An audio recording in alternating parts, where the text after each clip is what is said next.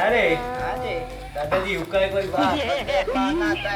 कोई नाक दादे ना हौसला कर दादाजी काम ਤੁਹਾਡਾ ਹੋ ਗਿਆ ਬੱਕਰੀ ਨੇ ਬੱਦੀ ਕਰ ਲਈ ਹੁਣ ਬਕਾਇਆ ਜਿਹੜਾ ਕੰਮ ਤੁਸੀਂ ਜਾਣਾ ਤੁਹਾਡਾ ਕੰਮ ਜਾਣਾ ਬੜਾ ਕਹੀ ਨੇ ਤੁਸੀਂ ਖੰਦੀਰ ਲੜਦੇ ਰਹਿ ਗਏ ਕਰੋ ਕੰਮ ਹੋ ਗਿਆ ਉਹ ਵੀ ਹੁਣ ਮਗਰੂ ਹਮਦੇ ਪਏ ਸ਼ੰਕਰ ਤੋਂ ਪੰਜਾਬ ਲਾਏ ਕੇ ਸਮਝ ਆਈਏ ਅਸੀਂ ਹੁਣ ਵਹੀਨੇ ਆਏ ਹੁਣ ਸਾਡੀ ਲੋੜ ਹੋਵੇ ਨਾ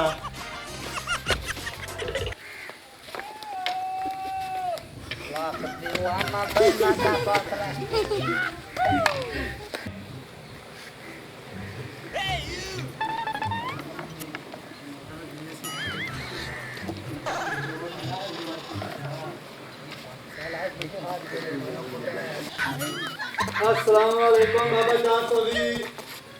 वालेकुम अस्सलाम बाबा की हाल है? ठीक हो शुक्र अल्हम्दुलिल्लाह मेरा आज बाबा जी ये ना पर एक काफी बड़ी लाया है यहाँ से साड़ी खड़ी गई है बकरी यार मेरा बड़ा ग्राहक है ना 10 भाव है ना मेरा बच्चा किने आया 420 मेरी बकरी है दे रहे तो बकरी बाबा मेरी बकरी है ये गुम ते तू है साढ़े पिंड दा वडेरा ते मेहरबानी करो मेरी बकरी लभा के दियो तौर को आए बैठे हैं बंदे 7-8 ठीक है ना कोई मेहरबानी साथ करो गरीब बंदे हैं चलो वडेरा पिंड तू आ बैठा है तेरे को पंचायत से लेके आए बैठा है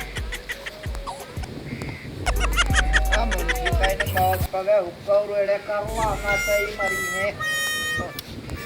वाडी बाबा गाल लइए सुन दिया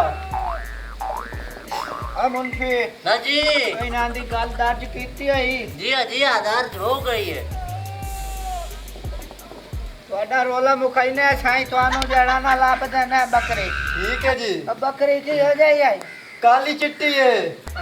दिया नाल एक फल भी है चलो ਤੁਹਾਨੂੰ ਲਾਭ ਦੇਣਾ ਭਾਈ ठीक है एक मेरा बच्चा तुसे जाओ दिया ते मैं हमने मुंशी नु गाल के पता कराई ना ਤੁਹਾਡੀ ਬੱਕਰੀ ਲਾ गई वो किस टाइम अभी है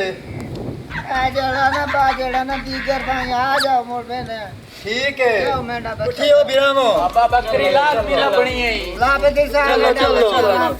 ठीक है बाबा है चंगा ना बदल ये करेंदा इंसाफ अल्लाह के सारी बकरी ला बजा अल्लाह करे सिला ठीक है ना भाव कोई मसला नहीं ओ मुंशी के दादा ला कैसे लाभ ना ता या एक ना अब तू पता कराई ना दी बकरी मैं ढोल लिया ते मोरा का पता है यार ना ना अन्य मेरा बच्चा था